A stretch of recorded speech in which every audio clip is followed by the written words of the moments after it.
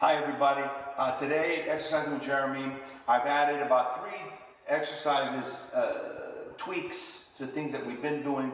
One of them was to walk with 2 staffs, I'm gonna cheat it right now, but doing basically lifting higher, setting the opposite stick down. Now I'm on, what's this called, Jeremy, when you've made the foam.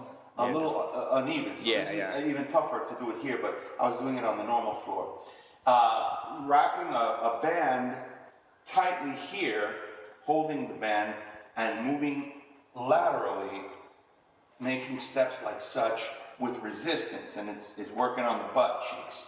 And then the other one that we're doing today is waving while marching, basically, and turning the head, and not getting disoriented and relearning things, but adding things along the way. Today I want to talk about a couple of all fall short. Remember what my mama used to say, when you point a finger, you see, 3 are pointing back at you. That's a famous phrase of old. So we're going to talk about things where I've fallen short. I'm giving you the puff pastry ones. I'm throwing softballs to myself, but it will still make the point. Okay, and one of them happened to have happened yesterday, which is really why. Ahead of that, today being September 3rd, today in earnest begins the major overhaul. I'm caught up in your fevered prayers, targeting that everything happens gracefully. It might be a way of putting it, but the whole house is being turned upside down. The Batcave remodel has begun. The 3rd decade is underway. For those of you who haven't known, Jeremy, I'll send you a link. Yeah. We finished the 20-year anniversary on the 29th of August, the same day as Hurricane Katrina. Matter of fact, Katrina was what gave birth to what this ministry was, to get the word out to people in a time when there was no social media of such like now. Where I've fallen short yesterday, let's start with that one. No, let's start even before. So I did this often, guilty as charged, so sue me, and I can chalk it up to maybe, I'm saying maybe. Don't start getting all preachy to me. Like the Apostle Paul said, it is no longer I that sin, but the sin that lives in me. The devil made me do it. It was when I would take people to the airport in the taxi, ex-cabbie, there was a hotel there that always had breakfast for the guests. I would often go in there and fix myself some oatmeal, fix myself some scrambled eggs, waffles, whatever I wanted, for free. Technically, I'm bringing somebody to that hotel. Sometimes even went there when I was not bringing guests. So I'm not trying to lessen the severity of the sin. Is that even lessening the severity if I'm dropping somebody off there but I'm not a guest? Discussion for another day.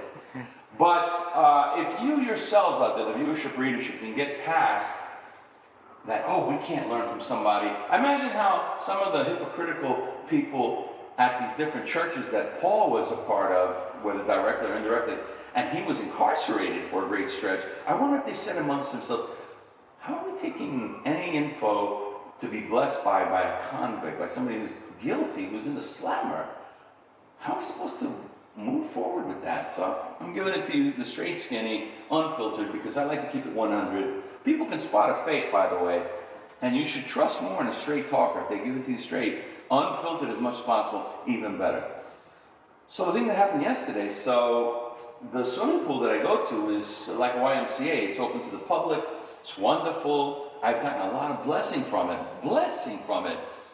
Jeremy, chime in. What is swimming for somebody missing a limb? It just provides all kinds of opportunity for you to move in ways that are a little more difficult on land. So you get an opportunity to try different things and really strengthen up in a special way. And it's safe, Worst can happen is you get your hair wet. One of the things I'm doing is crab walk in the pool and also going backwards. Those are things that I don't really dare try. And when crab walk, I'm talking lowering myself, right, quite a bit. And so they decided, the city of San Diego, a lot of the municipal pools here, they picked Labor Day, which is just recently passed, right, as the day that they drain all the pools for 1 month. So momentum interrupted. I'm agonizing over it, right? And here comes the all fall short. So I snuck into a pool in an apartment complex close to mine. I acted stupid. Don't ask, don't tell. Took the chair in. Now, I'm a very good swimmer. Just because I'm missing a limb, I can still hold myself up and everything. But the issue is, of course, you don't live there, you don't have permission, you're not a guest, and they are on the hook in case there's an accident, right, or something. So yes, I did wrong. At this point, it's like the parent who's a chain smoker and tells the kid, you know, this thing will give you, these cancer sticks will give you an early grave, kid. Don't do as I do. I am not defending the behavior, but I traded it, and don't copy me, for the benefit of exercising. I exercised about 45 minutes yesterday, just to keep it going. Today, as part of the Bat Cave whirlwind upheaval, member of the family, Soledad, helping me out to bring the base of operations for the BiblesForHomeless.com is moving over to the parents' home. Over 1,000 pairs of socks by us have to be moved today, just to give you an example, in addition to all the other inventory that we have over at the Bat Cave. So, and this is how these days are going to be. There's going to be a lot of disruption. I have a pet. Some of you have seen her darting in and out, my white cat, Macadamia. I don't even know where she and I are going to really park it at the end of the day, but it's going to be stressful, to be sure, especially for her, because she's going to be cooped up in one of the rooms while they're working on the other part of the room, doing the removing the carpeting. It's going to be a bunch of strangers in the house, not to mention that the house is terribly hot right now. I left heading to exercise here. It was 83 degrees in the crib, very difficult to sleep in. I'm complaining. Those of you around the world who live in parts where no such air exists, humor me, if nothing else. Share in my suffering. For you, maybe that's a cool day. You see how we take it for granted? There's always people in a higher degree of severity and a lower degree of severity than we are. I can only base it on what I've had to deal with. By the way, the AC has been out of commission for 17 going on 18 months now, so it's been tough. Hopefully light at the end of the tunnel. Today, matter of fact, as part of everything, there is a AC repair person that's going to take, it's like getting a second doctor's opinion on things.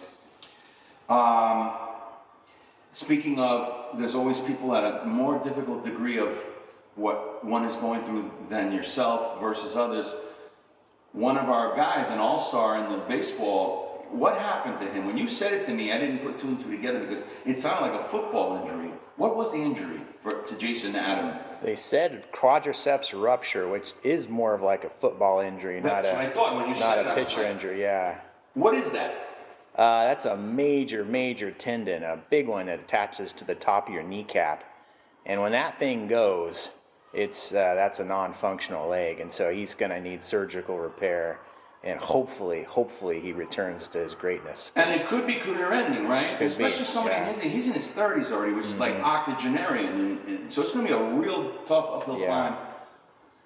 Yeah. It's tough to win a World Series when you're not billionaire make Monopoly guy. You know, it's tough. So we're hanging tough. Die hard that I am. Anyway, I do want to focus lastly on one other little small success story. Be on the lookout for it. I made a separate video for it, but I surprised myself when, not on purpose, and be on the lookout for this. I opened the lid of my washer and tumbled stuff to the back of the washer, and the first thing in my mind was, okay, they're gone. I'm never going to see these things again. It's ridiculous. Because I can't pull out the washer. I would have to ask somebody, right? Anyway, I got it out. And you'll have to see how I did it. And what came to me was Philippians 4:13. I can do all things through Christ who strengthens me. Anyway, signing off for now. Thanks, Jeremy. I made him stay a little bit longer than norm. The whole thing is right now it's like a tempest where I live, and your intercession is greatly solicited right now. And thanks for those of you who are helping me, because you may have given at the beginning, but I haven't finished, so I need your help right now. I have 8 feelers out there for work. One of them I've been praying a lot about. Hopefully I get it. It would be to be an assistant paid here in the complex itself, which would be an answer to prayer. We'll see. You know who knows? You know who remains 10 steps ahead of us? in our journey, in our recovery, and all these things, it is He. For those of you out there who don't quite understand what journey I'm on, what it's all about, I was just talked about at church for me on Sunday a couple days ago about this mystery of who is qualified to interpret the tongues of people. In other words, the lingo, the vibe, the way one speaks when they speak officially on behalf of God. Me, with all of my preaching to a nerd and geek choir, do I solicit the interpretation to somebody who's not a nerd, who's not a geek? I would say no. They don't know. And this goes to the issue of speaking in tongues. Who's qualified to do that?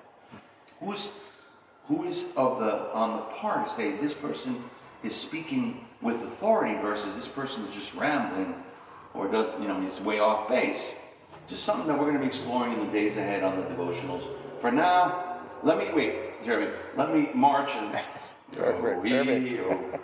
yo. Bye-bye for now. Ciao.